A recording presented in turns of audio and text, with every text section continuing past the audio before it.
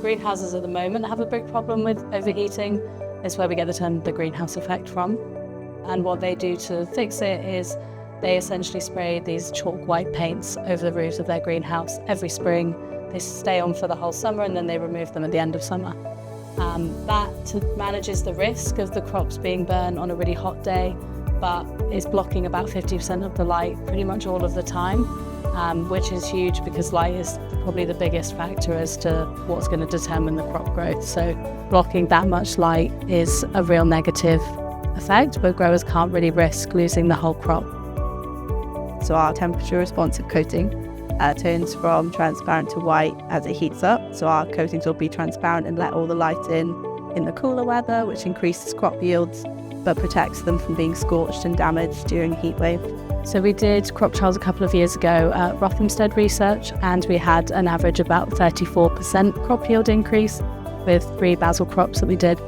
And it was about 18% more light let through as well on a typical day compared to these just standard chalk coatings.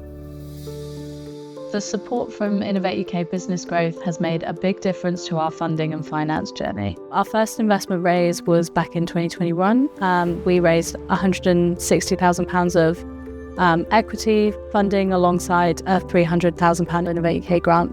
And then we also secured a second grant for £500,000 and we raised £1.2 million of seed funding as well.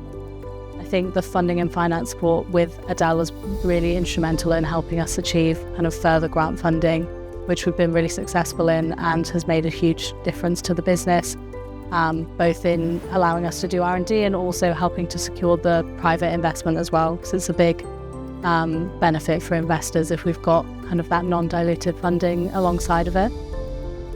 I think it's been so helpful for so many different reasons. I think we'd never have got all the funding that we've got without the business support. I think the technology would have progressed a lot slower because we wouldn't have had the tools to design a pathway to getting to our sort of initial first milestones.